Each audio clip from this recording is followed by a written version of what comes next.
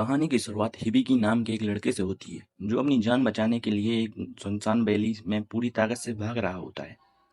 उसके पीछे एक अजीब सा मॉन्स्टर हॉर्न रैबिट उसका लगातार पीछा कर रहा होता है।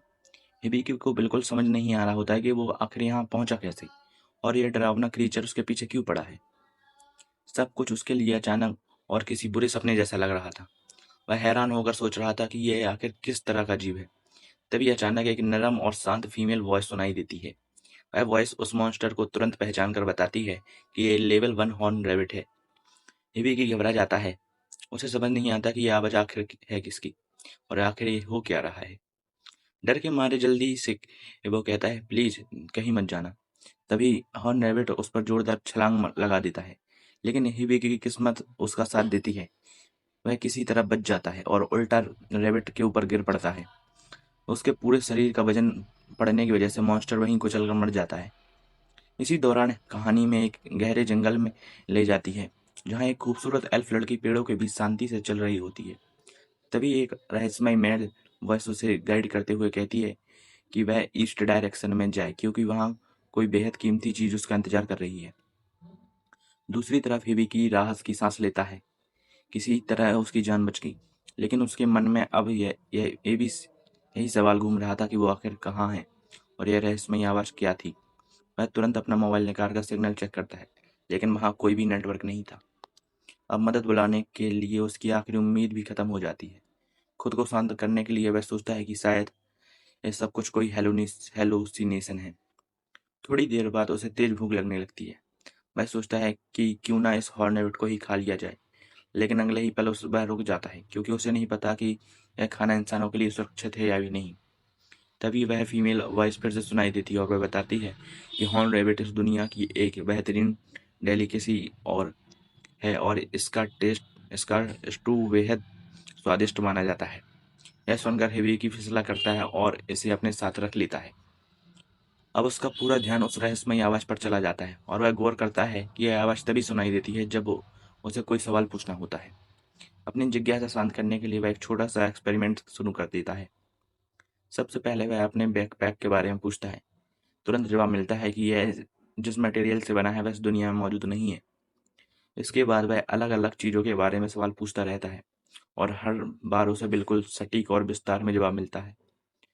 तभी उसे एहसास होता है कि शायद यह कोई ऐसा सिस्टम है जो हर चीज को एनालिसिस करता है।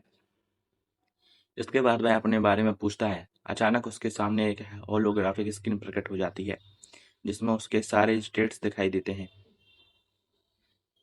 उसका नाम और उम्र तो बिल्कुल सही होती है, लेकिन यह चीज़ देखकर वह बुरी तरह चौंक जाता है। उसके जॉब में लिखा होता है ट्रेजर प्रोवाइजनर। यह देखकर वह पूरी तरह कंफ्यूज हो जाता है, क्योंकि वह तो सिर्फ एक सामान्य स्कूल स्टूडेंट था। वह तुरंत उसे वॉइस से पूछता है कि आखिर वह कौन है। जवाब मिलता है कि वह उसकी स्टेटस सपोर्ट है, लेकिन वह अपनी पर्सनल जानकारी साझा नहीं कर सकती। एबी को यह बात बिल्कुल पसंद नहीं आती। हालांकि जब वह अपनी लंबी चौड़ी स्किल लिस्ट देखता है तो उसकी एक्साइटमेंट वापस लौट जाती है। इसके बाद वह वर्ल्ड मैप स्किल एक्टिवेट करता है। उसके सामने एक होलोग्राफिक डिस्प्ले दिखाई देता है, लेकिन उसमें कोई पूरा मैप नहीं होता। वह सिर्फ वही रास्ता दिखाता है जहां जहां वह अब तक चल चुका है। तभी उसे उसे एहसास होता है कि वह काफी देर से पागलों की तरह एक ही जगह पर गोल गोल घूम रहा था। अब वह उसी पाथ को फॉलो करते हुए आगे बढ़ता है। काफी देर बाद शाम होने तक आखिरकार उसे एक सड़क दिखाई देती है।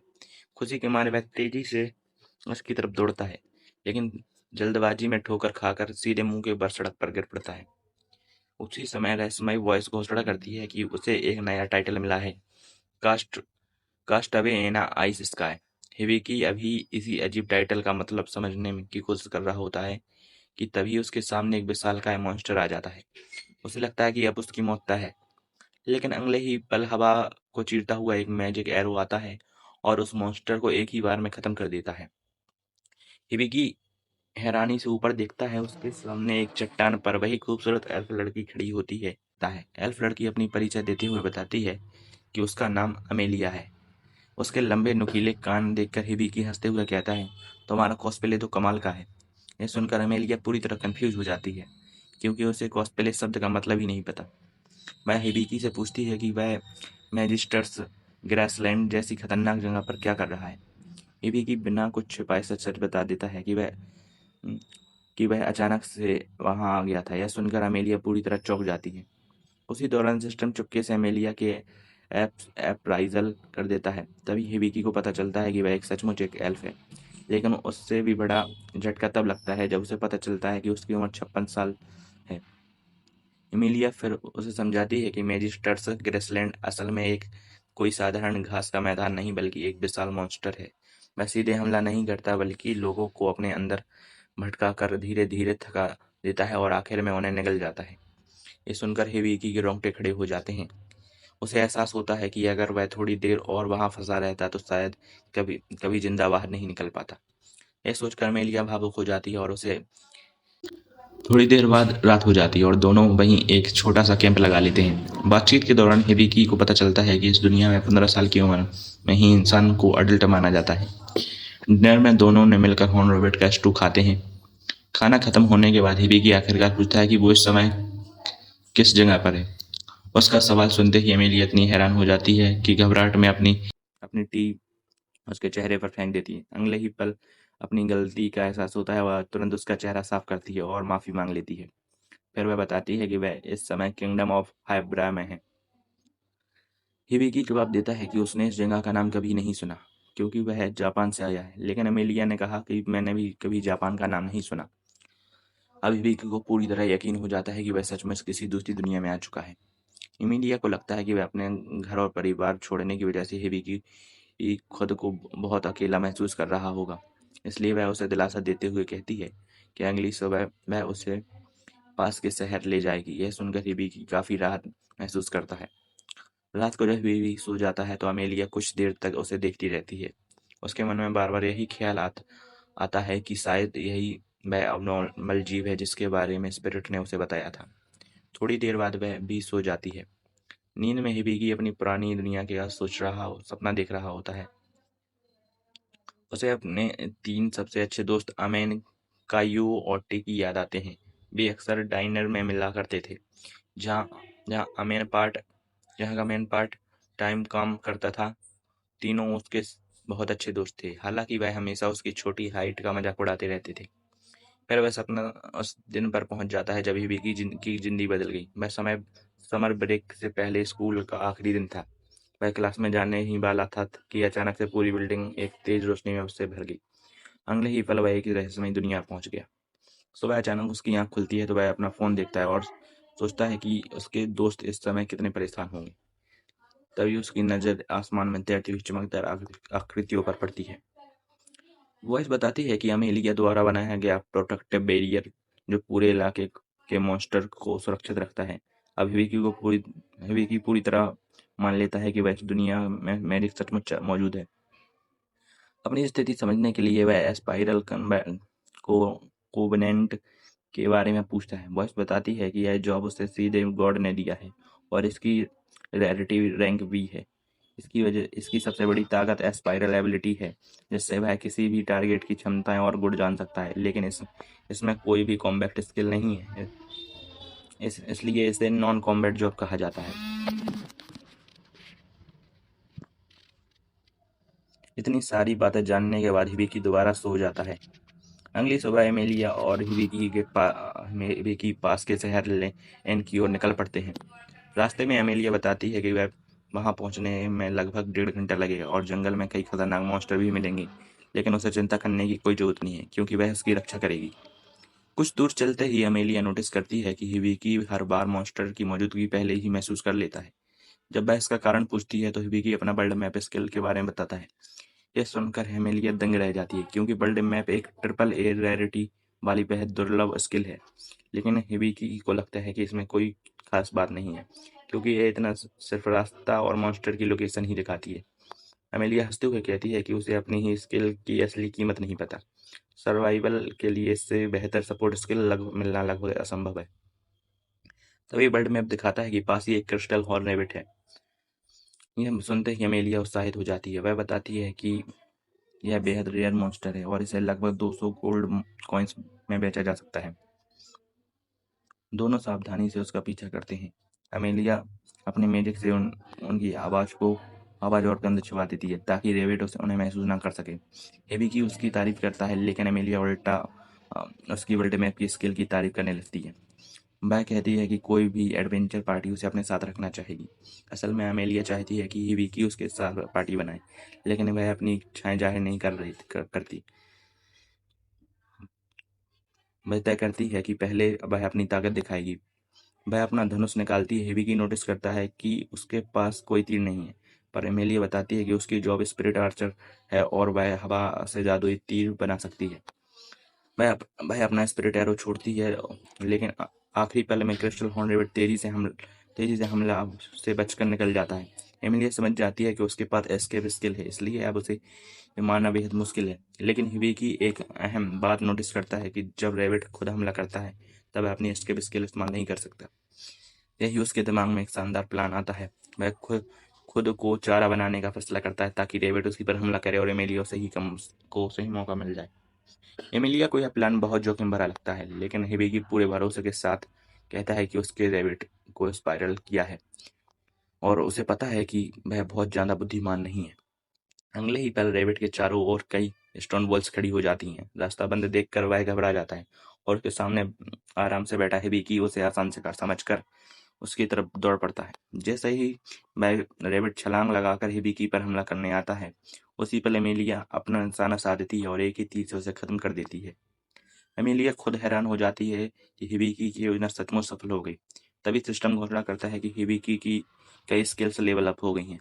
हिबिकी पूछता है कि आखिरी बार तो अमेलिया ने किया था, फिर उसका एक्सपीरियंस कैसे मिला। एमिलिया समझाती है कि पूरा प्लान मैं उस मैं अपनी स्पाइरल स्किल का इस्तेमाल किया, दुश्मन के विश्लेषण किया और खुद को सबसे बड़े खतरे में डालकर जीत दिलाई, इसलिए उसे भी बराबर का क्रेडिट मिला है। इसी समय कहानी स्वर्ग में पहुंचती है, जहां वही गॉड दिखाई देता है जिसने हिबिकी को इस दुनिया में भेजा था। वह उसकी प्रोग्रेस देखकर खुश होता है, लेकिन खुद को याद दिलाता है कि वह तो अभी सिर्फ ट्यूटोरियल फेज में है। असली चुनौती तो अभी बाकी है। इसके बाद कहानी एडवेंचर गिल्ड की तरफ मुड़ जाती है। वहाँ इवाल नाम का एक लड़की अभी भी एडवेंचर के रूप में रजिस्टर करती है।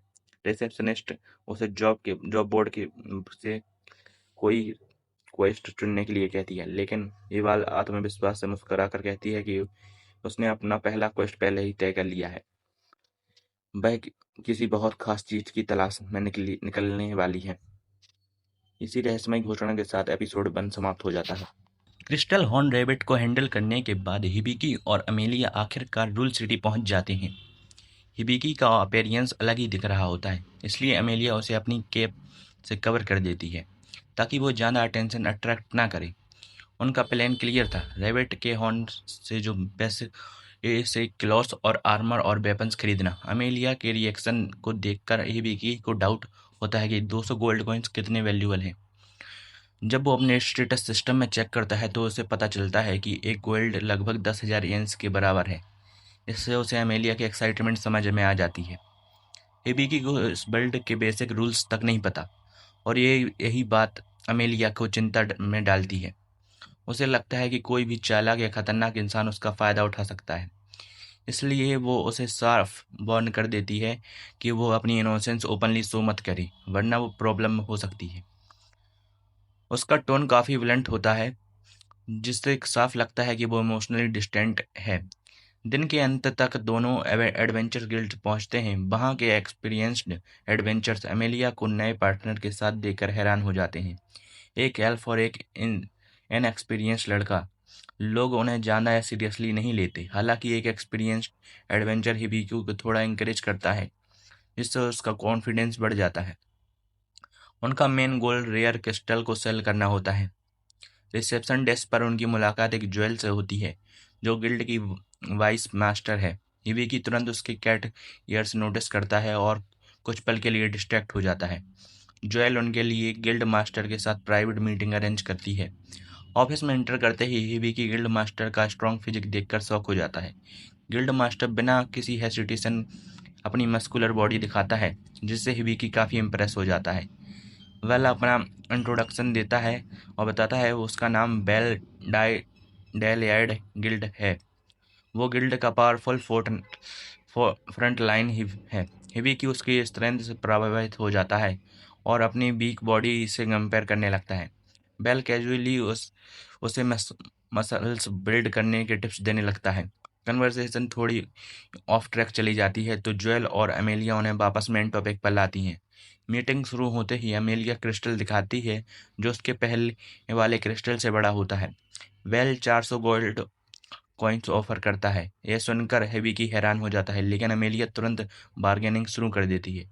वो बताती है कि उसने 3 साल पहले एक छोटा सा क्रिस्टल 230 कॉइन्स में बेचा था, इसलिए अब वो इसे इस बड़े क्रिस्टल के 800 कॉइन्स डिमांड करती है। अमाउंट गिल्ड के बजट से ज़्यादा होता है, इसलिए वेल ऑफर एडजस्ट करता है। आखिर में डील 700 गोल्ड कॉइन्स पर आकर सेटल हो जाती है। अमेलिया ऐसी आउटकम को टारगेट कर रही थी, इसलिए वो मान जाती है। हालांकि एक्स्ट्रा अमाउंट वेल को अपनी पॉकेट से कवर करना पड़ता है। अमेलिया सीक्रेटली चाहती है कि हिबिकी उसकी एबिलिटीज से इम्प्रेस हो जाए और उसकी पार्टी ज्वाइन करे, लेकिन एक्साइटमेंट में वो सिचुएशन ऑकवर्ड बना देती है, इसलिए जोएल तुरंत हिबिकी और वेल को बाहर भेज देती है। बाहर वेट करते समय हिबिकी को पता चलता है कि उसने ट्यूटोरियल नाम का स्किल अनलॉक किया है। ये स्किल उन लोगों को मिलता है जिनकी सर्वाइवल रेट काफ़ी लो होता है। ये ये एक तरह की हिडन सपोर्ट सिस्टम है जो उसे इस डेंजरस वर्ल्ड में सर्वाइव करने में मदद करेगा। सिस्टम हिबिकी को समझाता है कि ट्यूटोरियल स्किल उसे इस दुनिया में सर्वाइव करने के लिए ज़रूरी नॉलेज और स्किल्स देगा। तभी अचानक उसे अपने दिमाग में एक दूसरी वॉइस सुनाई देती है। ये खुद भगवान की होती है। वो वो हल्की मजाक में कहते हैं कि अगर फ्यूचर में और लक चाहिए तो उसकी थोड़ी और प्रेस प्रेस करनी पड़ेगी। हबीकी एक पल के लिए घबरा जाता है, लेकिन भगवान उसे काम करके बताता है कि वो शुरू से उसकी मदद कर रहा है ताकि वो बेवजह खतरे में ना पड़े। इसके बाद वो फेयरवेल बोलकर चला जाता है। फिर स्टेटस सिस्टम बताता है कि ट्यूटोरियल स्किल लेवल अप होने के बाद उसका गिल्ड स्किल अब खत्म हो जाएगा। तभी अमेलिया वापस आती है, लेकिन उसे अपने होम टाउन से एक अर्जेंट लेटर मिलता है जिसमें उसे तुरंत बुलाया गया है। वो इस रिक्वेस्ट को इग्नोर नहीं कर सकती, इसलिए उसे जाना पड़ेगा और वो हिबिकी को अपने साथ नहीं ले जा सकती। इसका मतलब दोनों को अभी अलग होना पड़ेगा। तभी हिबिकी को समझ आता है कि सिस्टम जिस गाइड की बात कर रहा था वो एक्चुअली अमेलिया ही थी। अमेलिया को भी ये सेपरेशन अच्छा नहीं लगता, क्योंकि हिबिकी अभी न्यू कमर है, इसलिए वो पहले ही जोएल से रिक्वेस्ट कर चुकी होती है कि उसका ध्यान रखें, और स्माइलिंग गॉडेस इन में उसके लिए रूम भी अरेंज कर देती है। और हिबिकी डिसाइड करता है कि वो खुद एडवेंचरर बनेगा और किसी पार्टी को ज्वाइन करेगा। वो अमेलिया को उसका कोट वापस दे देता है, लेकिन अमेलिया शर्म के कारण वहां से जल्दी निकल जाती है।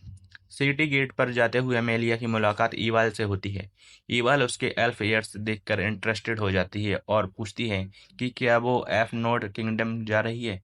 अमेलिया के जवाब से ईवाल और क्यूरियस हो जाती है। वो अपने प्लान्स बदलने के सोचती है। साफ दिखता है कि कुछ हिडन मोटिव्स हैं, लेकिन अमेलिया को इसका अंदाजा नहीं होता। दूसरी तरफ विवेकी फिर अकेला रह जाता है और पूरा दिन सोच कर निकाल देता है। उसे फिर भगवान की वॉइस सुनाई देती है जब वो ज्वेल से दूसरे बेल्ट के बारे में बात कर रहा होता है। तो वो मजाक में उसे प्लेजर हाउस जाने का कहती है। हिबिकी को समझ आ जाता है कि ज़्यादा सवाल पूछना रिस्की हो सकता है, इसलिए वो अपना सीक्रेट छुपा कर रखता है। तभी इन की ओनर टानिया आती है और उसे डिनर के लिए बुलाती है। हिबिकी थैंकफुल होता है, लेकिन उसे यह समझ नहीं आता कि जल्दी काम ढूंढना जरूरी है, नहीं तो उसके पैसे खत्म हो जाएंगे। वो अपने स्टेटस सिस्टम खोलकर सिचुएबल जॉब्स के बारे में पूछता है। कॉम्बैट जॉब उसके लिए पॉसिबल नहीं है क्योंकि उसकी स्किल पैसिव है, लेकिन उसे कुछ नए टेक्निकल स्किल्स दिखते हैं। इनमें एक स्किल मेडिकल बुक होती है। सिस्टम बताता है कि इससे वो मेडिकल प्रोसीडर्स सीख सकता है। कैजुअली पढ़ने के पर बेसिक नॉलेज मिलेगा और पूरी फोकस के साथ पढ़ने पर एक्सपर्ट लेवल तक पहुंच सकते हैं। हिबिकी डिसाइड करता है कि वो पूरा बुक पढ़ेगा, लेकिन यह प्रोसेस आसान नहीं होगा।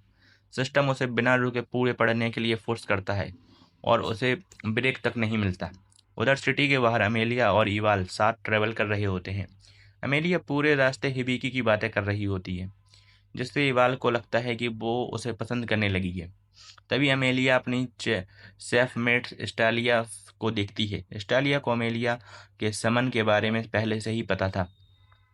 इसलिए वो उसे सेफली लेने आई थी। वो अमेलिया के लिए काफ़ी प्रोटेक्टिव है और ईवाल को सस्पेशियस मानती है, लेकिन अमेलिया को उसमें कुछ भी अजीब नहीं लगता क्योंकि ईवाल पहली है जिसने खुद उसे अपनी पार्टी में ज्वाइन कराया था। सिटी में हिबिकी फाइनली पूरा मेडिकल बुक पढ़ लेता है, लेकिन यह प्रोसेस इतना एक्सक्यूटिंग होता है कि वो पूरी तरह थक जाता है। उसे समझ नहीं आता कि ये स्किल्स सीखना आसान नहीं है। इसके बाद वो आर्मरी जाता है ताकि अपने लिए गियर खरीद सके। अब उसका साथ सिर्फ स्टेटस सपोर्ट सिस्टम दे रहा है, इसलिए वो उसे एक नाम देता है, सापो, और सिस्टम भी इसे एक्सेप्ट कर लेता है।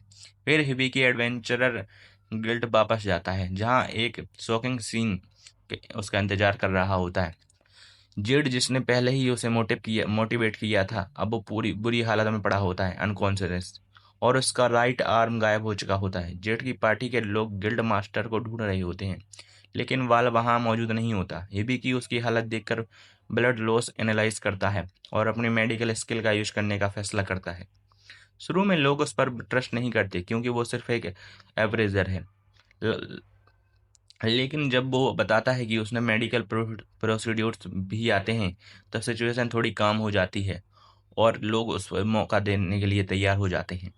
पार्टी के मेंबर्स पीछे हट जाते हैं और हिबिकी को जेड को चेक करने का मौका मिलता है। एग्जामिन करते ही उसे पता चलता है कि जेड पर डियर पॉइजन का असर है। यह बेहद डेंजरस पॉइजन है जिसमें ब्लीडिंग को रोकना इम्पॉसिबल है। इस हालत में जेड के पास सिर्फ 5 मिनट बचे हैं और उसको बचाना बहुत मुश्किल है। सिचुएशन रैपिडली क्रिटिकल होती जा रही है और इस समय तेजी से निकल रहा था। तभी सांप बताता है कि जेड को बचाने के लिए एक ही तरीका है, हाइपर क्योर और परफेक्ट हील जैसे हाई लेवल हीलिंग स्पेल, लेकिन इन स्पेल के लिए बहुत ज़्यादा माना चाहिए होता है। हिबिकी अपना स्टेटस चेक करता है और वहां देखता है कि उसके पास सिर्फ 56 माना है, जो बिल्कुल इनसफिशियंट है। सबसे बड़ी समस्या यह है कि गिल्ड में कोई भी इतना स्किल नहीं है कि जो ये स्पेल यूज कर सके। अब जेड के पास सिर्फ 4 मिनट बचे थे। हिबिकी डेस्परेट होकर सॉल्यूशन ढूंढने लगता है। तभी सापो उसके एक ओपिनियन देता है कि टेक्निकल स्किल ऑन ट्रैक इसके जरिए वो दूसरे एडवेंचरस का माना बोरो कर सकता है। अगर कोई कॉन्ट्रैक्ट एक्सेप्ट करे तो इसका माना टेम्परेली हिबिकी को मिल जाएगा। टाइम वेस्ट किए बिना ही विकी सबसे रिक्वेस्ट करता है कि वो कॉन्ट्रैक्ट एक्सेप्ट करे और अपना माना मुझे दे दे। शुरुआत में ये रिस्की लगता है, लेकिन धीरे धीरे जेट की पार्टी के सभी मेंबर्स मान जाते हैं। जैसे ही माना ट्रांसफर होता है, उनकी बॉडी थकान साफ दिखाई देती है। दूसरी तरफ हिबिकी का माना स्टेडली बढ़ता जा रहा होता है, फिर भी माना सफिशियंट नहीं होता और टेंशन बढ़ती जाती है। तब जूल और बाकी रिसेप्शनिस्ट भी अपने आकर कॉन्ट्रैक्ट एक्सेप्ट करते हैं। अब फाइनली हिबिकी के पास इनफ माना हो जाता है। सबसे पहले वो हाइपर क्योर स्पेल यूज करता है, जिससे जेड की बॉडी के पॉइजन खत्म हो जाता है। उसके बाद हाथों में ग्रीन लाइट निकलती है जो पूरे शरीर में फैल जाती है। पॉइजन खत्म पॉइजन खत्म होते ही पॉइजन खत्म होते ही वो तुरंत परफेक्ट हील यूज करता है। इस बार इस इफेक्ट बहुत पावरफुल होता है। जेड का मिसिंग आर्म वापस रीजनरेट हो जाता है और उसका पूरा शरीर भी पूरी तरह हील हो जाता है, जैसे कुछ हुआ ही नहीं हो। लेकिन ये मूवमेंट ज़्यादा देर नहीं टिकता क्योंकि हिबिकी एकदम से गिर जाता है और अनकॉन्शियस हो जाता है। बेहोशी में वो वापस सपने में देखता है जिसमें वो जापान में अपने दोस्तों के साथ होता है। वो उस मेमोरी में डूब जाता है। तभी सापो उसे जगा देता है और बताता है कि उनके कई लेवल अप्स हो चुके हैं। जेड को बचाने की वजह से हिबिकी की स्टेटस काफ़ी बढ़ जाते हैं, जो उसके लिए एक बड़ा प्रोग्रेस होता है। थोड़ी देर बाद जूल रूम में आती है और उसे चेक करती है वो ठीक है या नहीं। तभी एक शॉकिंग बात सामने आती है, जेड असल में हिबिकी का हाफ ब्रदर है। इ- इससे सिचुएशन और इमोशनल हो जाती है। हालांकि हिबिकी ने उसे बचा लिया, फिर भी वो खुद को अंडर एस्टिमेट करता है क्योंकि उसने दूसरों का माना यूज किया था। लेकिन जूल की ग्रेटिट्यूड सुनकर हिबिकी थोड़ा बेहतर महसूस करता है और उसे समझ में आता है कि उसका काम कितना इम्पोर्टेंट है। फिर जूल उसे वार्निंग देती है कि वो अपनी हीलिंग एबिलिटीज़ के बारे में किसी को भी ना बताए। अगर ये बात फैल गई तो सेल्फिश लोग उसका फ़ायदा उठाने की कोशिश करेंगे। जूल उसे सजेस्ट करती है कि वो अपने लिए एक बॉडीगार्ड हायर कर ले और उसके लिए उसे डिस्ट्रिक्ट स्लेव डिस्ट्रिक्ट में सबसे अच्छी जगह है हो सकती है, जहाँ उसे कोई स्ट्रॉन्ग या रिलायबल इंसान मिल सकता है।